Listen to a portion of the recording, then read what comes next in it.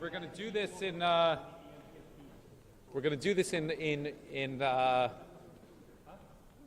two shifts in order to make sure that we answer questions properly and there's no perception of the NTSB engaging anything in local and separations there. So we're gonna just say thank you really quickly. We're gonna have the NTSB come up here, brief you on where they are in the process.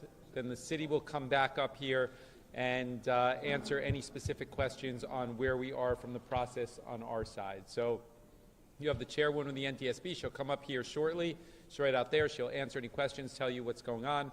Then we will resume from the city side, answer any questions separately. So we'll ask you guys to separate those two components out with regards to questions. I think Kim is providing you right now the names of the individuals and confirmation for those of you that don't have that. So we'll give it a minute, and the chairwoman of the NTSB will come in, and then we'll take it from there afterwards, okay?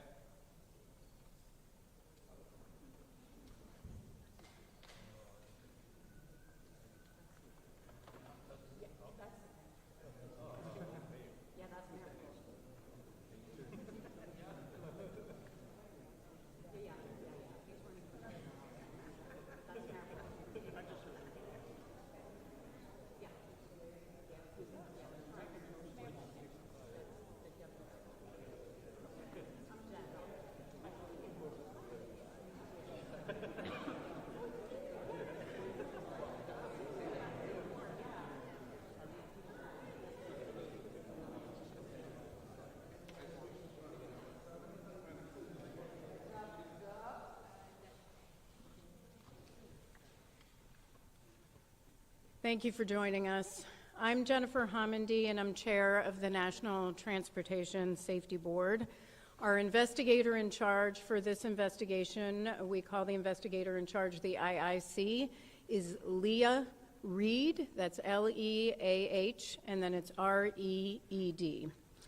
The National Transportation Safety Board is an independent federal agency that's charged by Congress with investigating every civil aviation accident in the United States and significant events in all other modes of transportation.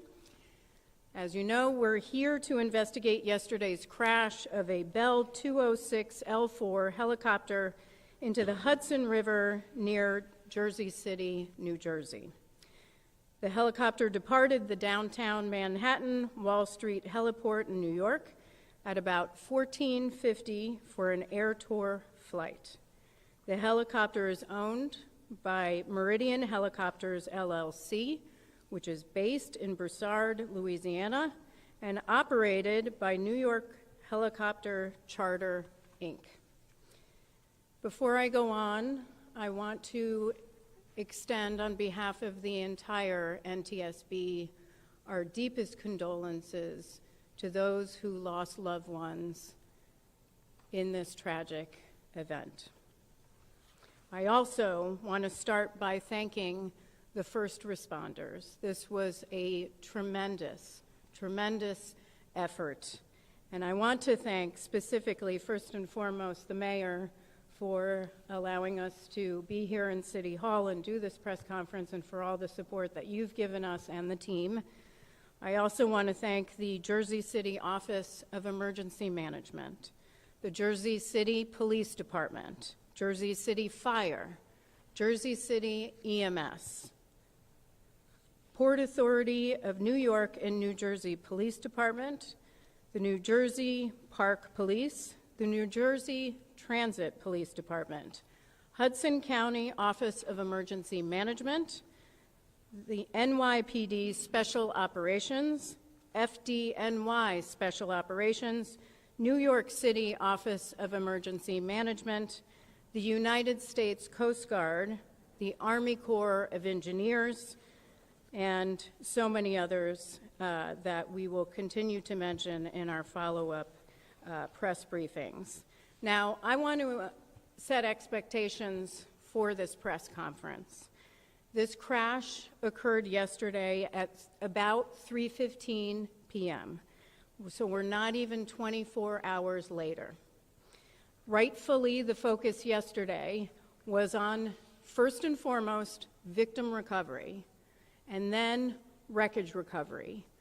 Our investigators, the NTSB, we stay out of the way when victim recovery efforts are in process. That is first and foremost, most important. Our investigation can always wait. Once that was done, we had Luke Chiata, who is our chief of our Eastern region, who lives right here in New York, on scene as part of the wreckage recovery operations. And those two were the focus for yesterday. The rest of the team began to arrive late last night, including me, and early this morning. So that means this is the first full day of our investigation. And as you can see, our investigators are out doing some of the work that I'm about to talk about in just a second. But as far as information sharing today, I am not going to share a lot of investigative information. We have a lot of information, but we do not speculate. We need to confirm information. That is a process that takes time. So I will say, I understand that you have a lot of questions, and we will attempt to answer them over the coming days. A little bit about our team and our process. We have 17 people who are here on scene. That includes 10 investigators. They are supported by a minimum of 10 experts back in our headquarters in Washington, D.C. The on-scene specialists, they are experts, and they have the following specialties. Operations, they'll focus on the helicopter operator. They'll look at the owner of the helicopter itself, and they will look at pilot qualifications and other information. We have experts on helicopter airworthiness, on structures, and on systems. We also have our evidence management team here, as well as our transportation disaster assistance team, which is responsible for working with the family to get them the assistance they need throughout the course of the investigation, not just here on scene, but in the coming days, weeks, and months throughout the investigation to the issuance of our final report, and sometimes for months and years beyond. The wreckage exam began this morning. Our team, I was there, our team began pulling components and the engine off the wreckage and other components that they would like to more closely examine. Most of their focus was to turn it upright and move the helicopter or the wreckage inside so that they can begin to do a more comprehensive examination and get to the other side of the wreckage that was against the pavement. We also are aware that there are dive teams. The New York Police Department is still diving for components and pieces of the helicopter that we are still looking to recover. Those include the main rotor, the main transmission, the roof structure, and the tail structure, and we appreciate all of their hard work. And then we have a whole team that is collecting the standard information that we normally gather as part of any investigation, which includes pilot qualifications, logbooks, history of the helicopter, maintenance logs, and so forth. We do have the logbooks for the pilot. The pilot held a commercial pilot certificate with rotorcraft and instrument ratings. The pilot reported 450 hours of total flight experience on his most recent medical, which was issued on September 20th, 2024. As of March 29th, 2025, the pilot accumulated about 788 hours of total flight time. We still need to calculate flight time in that Bell helicopter, and I'll have more information on that hopefully tomorrow, because he previously was flying a Robinson 44. Now, what we are hoping is that we are able to get the public to send us any photos or video you may have, or if you want to contact us because you believe that you have information that could be pertinent to our investigation, please reach out to us, provide that information to us. We will get in contact with you at the following email address: witness@ntsb.gov. That's witness@ntsb.gov. Now, I will take some questions. Again, a reminder, I know there will be questions for very detailed investigative information. I am happy to talk about the team, their qualifications, the process. I am not going to speculate on investigative information. We are very factual, and we will provide that in due course. So I will call on you. Please state your name, your affiliation for me. Sure. It's Matthew Chase of Newsday. To the extent you're able to share this, is there a preliminary cause? I realize you gave that early talking. Is there a cause preliminarily that you can share with us? The question is there a preliminary cause? We do not have a preliminary cause. That takes time. As I stated, our team focused on helicopter airworthiness and structures and systems is at the facility with the wreckage, doing the wreckage exam. That takes time. Of course, it takes time to also gather information, records that we need to comb through, so we do not have that at this time. And just to mention, as regarding cause, we will not speculate on cause ever, but we will not be determining any sort of preliminary or probable cause at the scene of an accident. We don't do that. What we are doing here is gathering the perishable evidence, the evidence that we need to gather for our investigation. When it comes to maintenance logbooks and other materials, we can look at those materials later on. What we need to do is look at the wreckage now.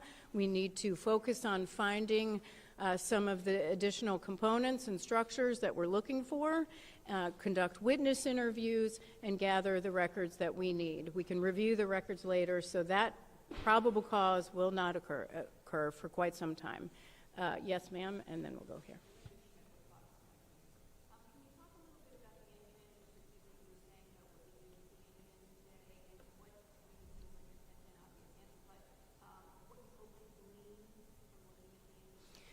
So the question was what we were doing with the engine. Nothing that we would not normally do as part of our standard investigation, where we would have wreckage and we'd start separating some of the components that we always look at. That's standard in our investigation. Of course, we'll have a team that always looks at engines or power plants to evaluate them as in standard course of our investigation. So nothing in particular.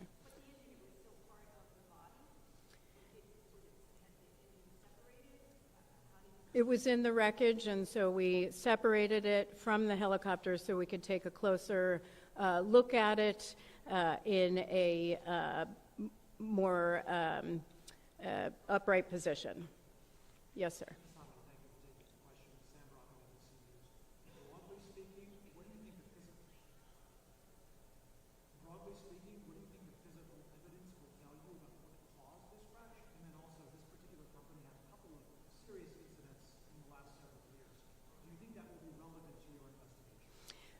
The question is, what will us looking at as part of this investigation on scene tell us about cause, and what will we be looking at related to the safety history as part for this particular helicopter company? First of all, we always look at safety history. That's a standard part of all of our investigations, so we'll collect that. Not just from the Federal Aviation Administration, that is a party to every single one of our investigations, but we'll also ask those questions in interviews and get other information that will help us get a very broad view and detailed information about the safety history of this particular operator and also the owner of the helicopter itself.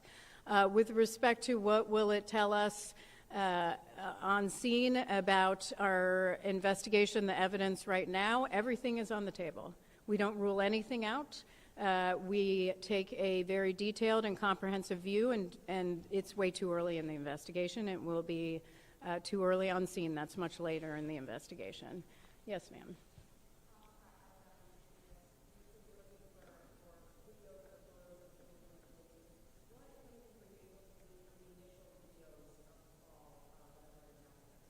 The question is, what have we been able to glean from the videos that are already circulating on social media? Those are very helpful for our investigators, certainly, but a lot of those videos are from a very far distance, and so we'll have to look at those a little bit further back at headquarters, but we're hoping to get some additional videos that provide us information. We don't know what people have recorded or taken pictures of that could be helpful in an investigation. We have found in past investigations, and I'm just thinking of one that I went to in Ketchikan, Alaska, a mid-air collision where photos from somebody who was on board one of the airplanes helped us significantly in our investigation. So it can be very key parts of our investigation. So for anyone who didn't hear my previous request, please send us any sort of videos or photos or information you'd like to share with us at witness@ntsb.gov. Yes, ma'am.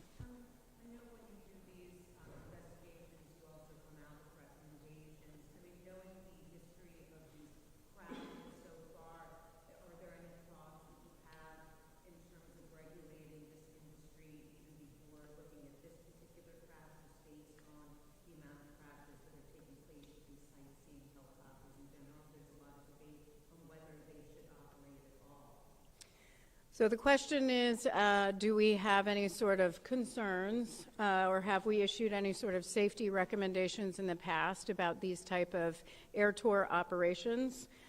We have.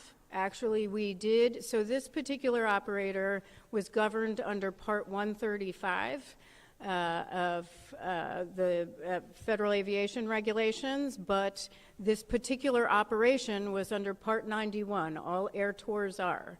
We have issued an entire report on Part 91 operations with respect to revenue passengers. We believe in one level of safety strongly, and that may not look like regulation for a major commercial airline, but we do believe that they should be regulated. We have issued recommendations in the past on recorders, crash-resistant recorders. We've issued numerous recommendations on safety management systems, on particular regulations for Part 91. It's too early to say what we would recommend as part of this investigation. However, this is a concern that we've raised for a number of years. Certainly we raised this after the Fly Nyan crash, and in a specific report that we have online at ntsb.gov focused on Part 91 revenue passenger operations. And so I would direct you actually to that report. It was very comprehensive about our recommendations, specifically about air tour operators. And if you can't find that, our media relations team can help provide that information, because we did issue a set of recommendations to improve safety in this area.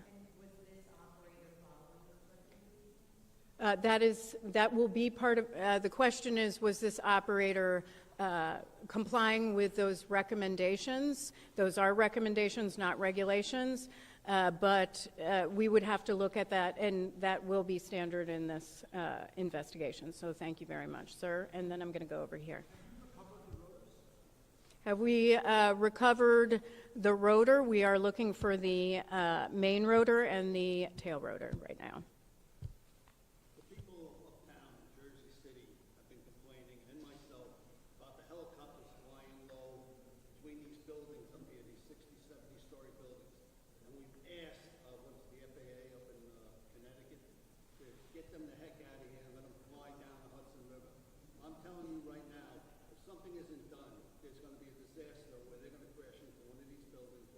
crashing into the neighborhoods up there. They're annoying, and they're bothering. People have been asking and asking and asking, and nothing has been done. Thank you. There was a comment about, thank you, sir. There was a comment about the concern about these helicopter operations, and thank you very much for sharing that. Appreciate it. Yes.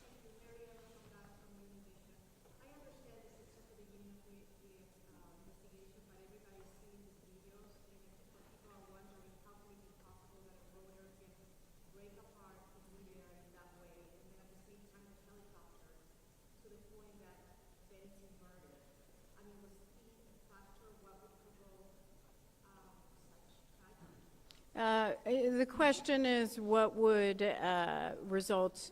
How did this essentially? How did this tragedy happen, where a helicopter would break apart in the air? I understand that is a significant concern and a question on everyone's mind. It is going to take time. We need to do a very thorough examination of the wreckage to determine what occurred first and how that occurred. Once we have that, we'll be able to release that to the public. More questions? Yes. Sure.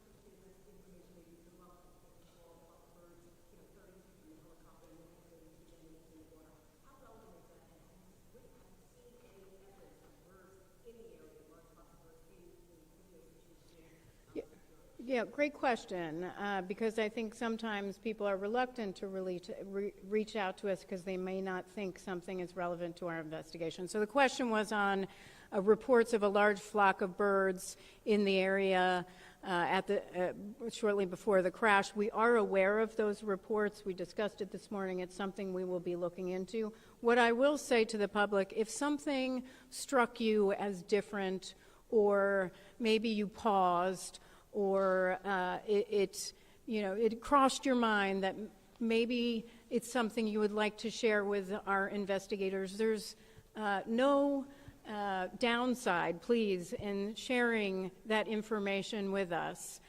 You can be very helpful in providing that investigative information to the NTSB. So again, witness@ntsb.gov. Even if you think it's irrelevant, please send it in. Yes, sir. Hi, Stephen Nesson, WNYC Radio. You said there are 17 people on site here working on the investigation and 10 in D.C. Is that how many people you would typically have for a helicopter crash investigation? Is that the same number, for example, during the Flynon helicopter crash, or have cuts of the federal government reduced your number of investigators? So the question is, the 17 investigators here and 10 who are supporting back home, but the 17 personnel here, 10 of which are investigators, is that typical for an investigation like this? How would it compare to Fly-Nyon, and would it be less as a result of any sort of cuts to the agency? First of all, let me address the agency. We have not experienced any personnel losses other than typical retirements in our agency. Our agency has been provided with, by the administration, thank you, an exemption from the deferred resignation program. We got a hiring exemption for several investigative positions within each of our transportation modes, so we can bring our numbers up to help us in our investigation, and that is critical. So we have not suffered in any way. With respect to comparison on Fly-Nyon, I don't know how many investigators were here on Fly-Nyon. Certainly our media team can provide that to you. It really isn't, what I will say for our investigations is when an accident occurs, we look at what might be areas we want to look into. How many people can we send based on the rest of our workload?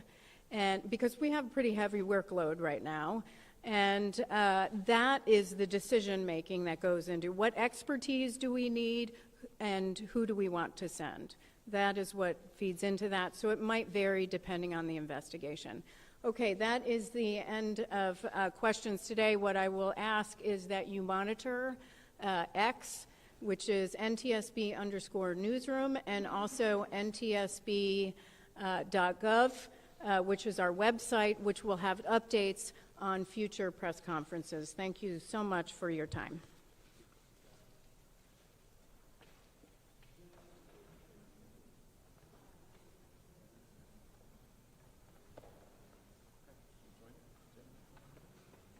Okay.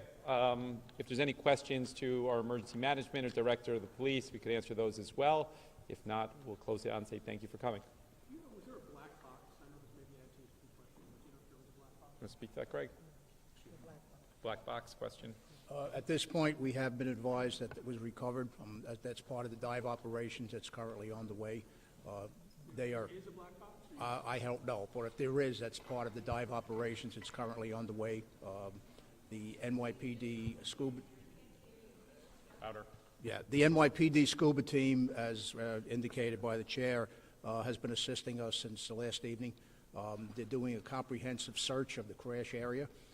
If in fact that item is recovered, that'll be turned over as part of the evidence. You don't know I don't know if this, right, but is it possible that this model does not have a black box? I have no idea. That would have to be directed to. Yes, Pat?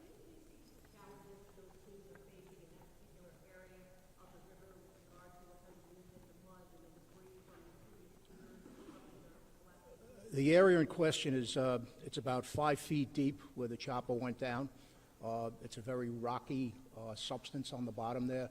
So there was challenges for the scuba people to get in there. Even to this day, we were doing recovery on the pier line and the shoreline where getting a boat in that close was tough. So it was a lot of the stuff our emergency service people, people from my office were out there physically walking the shoreline recovering items. 5 feet deep, roughly. Yes.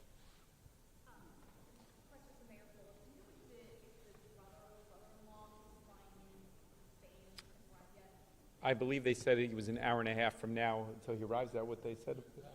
Yes, all He the was, fans. he was flying in this morning, and then they said an hour and a half from. He'll be arriving about. Yeah, in about an hour from now, he'll be arriving.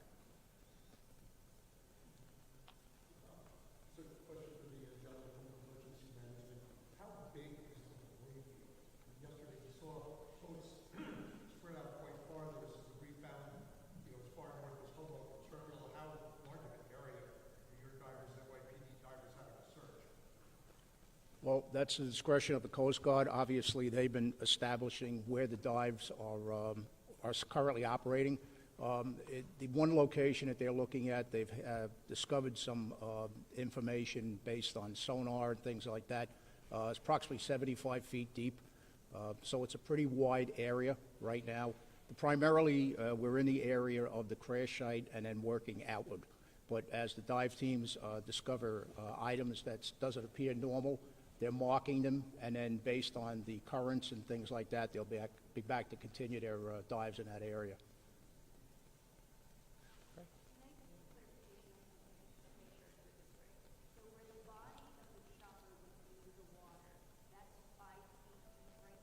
Approximately 5 feet deep.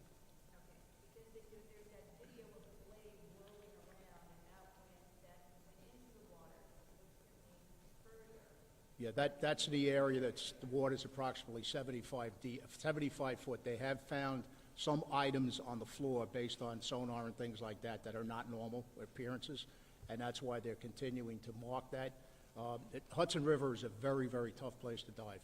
So we're dealing with the expertise of the NYPD, and they're going to make sure it's done safely, and we're going to recover what's down there. You know, it may take some time, but they're going to stay there until they have to get what they have to get. Excuse me? Visibility in the water. Very, very murky. I mean, I was there last night when they were physically removing the victims. You literally can't see a hand in front of you, but they did a phenomenal job. Okay. Forgive this ignorant question, but 75 feet deep from where? From the shoreline. Greg Kears. Greg Kierce, K-I-E-R-C-E. That's not a radius, that's Straight out. straight out? Yeah. Anything else? Yeah. Can you specify as best as possible the Jersey, whatever location on the Jersey City side the crash occurred closest to? You want to answer that, Craig, as well? You must stay with that as well. If you're familiar with the Port Authority vents down at, down by foot of 6th Street, roughly, it's adjacent right to the Port Authority vent. It's adjacent right to the Port Authority pier where it houses the vents for the Howland Tunnel. Yes.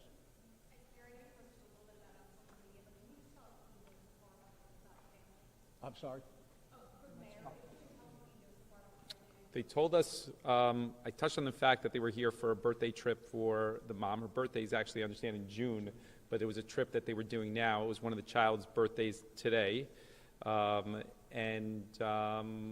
He was here for a business trip, arriving on Sunday, touring some Siemens entities in Pittsburgh, is what they told us.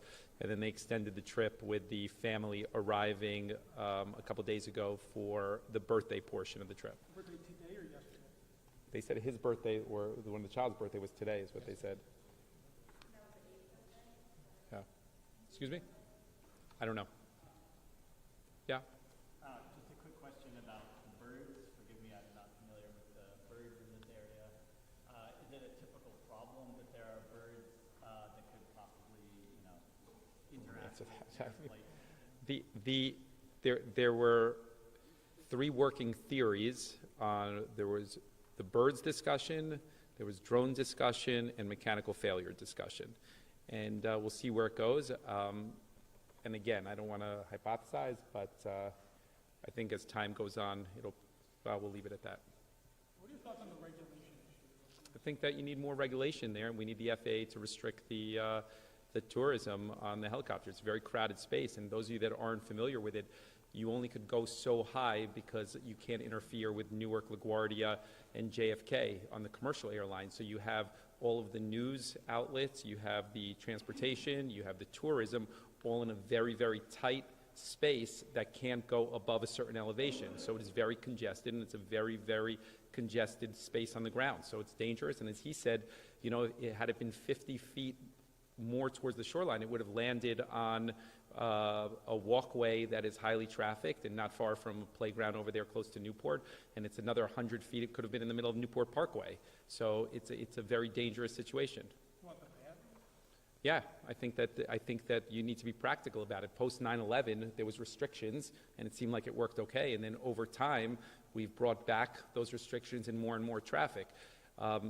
That helicopter did multiple tours that day already. They are very busy operators, and that probably is going to lead to questions around maintenance and all of those sort of things. And by the time it's resolved, the world will stop watching this, unfortunately, because it takes the NTSB a lot of time to get to a resolution. But there's going to be a lot of questions on how those tourist operators work, and I think there's reason to be concerned over it. Hi, may I definitely for the New York Coach. The pilot has been ID'd as a Yeah. Navy SEAL vet, and I was just wondering if you've been in contact with his family.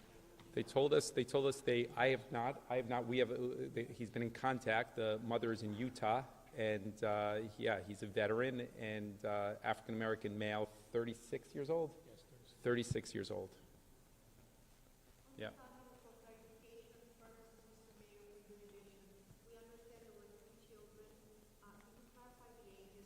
Do you have the exact ages? Kim, when we're done, Kim will give you the exact ages. Kim will come up at the end and give you the exact ages. She'll give you that information. She'll give you that. Anything else before we wrap it up? Yes. No. I mean, look, you have these operators saying a lot of different things. I think a reasonable person would come to the conclusion that if you're a pilot and you're going on a trip, you would recognize whether you have fuel or you don't have fuel in that. That helicopter was used on multiple trips earlier in that day. So I would likely rule that out. I'm going to go with the hypothesis that that's probably not going to end up being the outcome on this. Have you worked with the family in Spain to arrange We spoke today to the executives, to the executives at Siemens, and they flew out last night. And the one that flew out actually has a close family relationship with the deceased. They would vacation together, so there's familiarity there. He was facilitating conversations with the consulate in order to facilitate the release of the bodies to bring them back to Spain. And then, as we said earlier, family members should be arriving in an hour or so. You said the brother-in-law. Kim will give you the pilot's name and the ages. Brother-in-law, you said? Yeah, I believe it was the wife's brother. Yeah. Another question for your emergency manager, folks. Greg. Items the diver is looking for, does that aircraft have a black box? Are you looking for that? Whatever items, as I say, I'm not familiar with whether there's a black box or not on that type of an aircraft. What they are looking for now in particular was the transmission, the rotors, and other associated items associated with the actual engine and things like that. When the chopper was taken up, it was very, very seriously damaged. So as the NTSB chair had said, it was delivered to the Army Corps of Engineers via boat. And this morning they were over there first thing doing their first portion of the investigation. But as I mentioned, there were some items that were found on the sonar that is a matter of interest, so they are continuing to do their dives. Weather permitting, of course, it's a tough, very choppy out there today, but they're the best at what they do.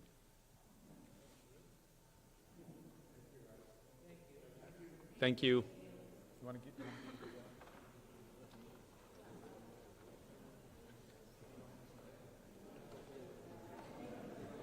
Okay, if everybody's ready, I can give the names. If I could give them once, that would be great. If everybody is ready, everybody have pen and paper?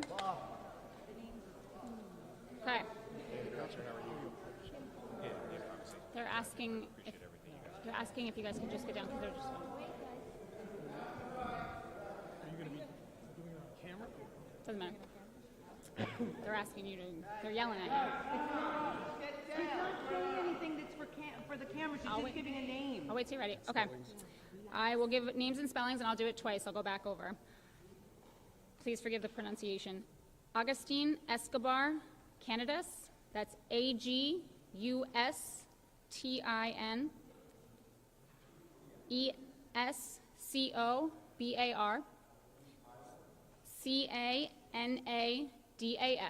49. What's the father? Mercy Campruby Montal, MERCE CAMPRUBI MONTAL, 39. That's one word? That's three names. Mercedes Escobar Campruby, MERCEDES ESCOBAR CAMPRUBI 9. Her date of birth was April 11th, 2016. Shawnkeese Johnson was the pilot, 36. SEANKESE Johnson, spelled normally, JOHNSON. And he's 36. 36. I can go through it again if you guys need me to. The wife and kids. Okay, so I'll just go through it all one more time so that we don't get asked a bunch of times. All right, so 49-year-old Agustin Escobar Canidas, AGUSTIN ESCOBAR CANADAS, again, 49.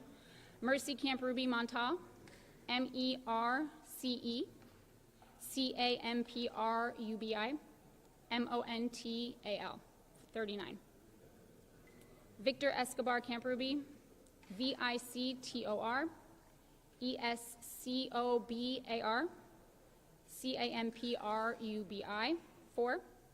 Mercedes Escobar Campruby, I'll just spell the first name, MERCEDES. And then the pilot, Shawnkeese Johnson, SEANKESE, Johnson spelled normally, 36. Those are the names that I have right now. There's 3. Oh, no, there's 2. Yep. Oh, you're right. Those are the only names I have right now. Yeah, Victor and Mercedes. Those are the only names that I have confirmed. We don't have the 11-year-old. There were 3 though. There are 3 kids, yeah. Dustin Canadas is the dad, right? 49. 49. So why don't you have the, I'm sorry, just, That's what I have confirmed. It's out of my hands. That's what I'm given.